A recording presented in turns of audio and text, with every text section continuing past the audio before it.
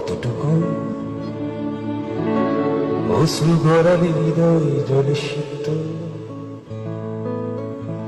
কত প্রদীপ শিখা জ্বালালে জীবন আলোয় উদ্দীপ্ত, কত ব্যথা বুকে চাপালে তাকে বলি আমি ধৈর্য।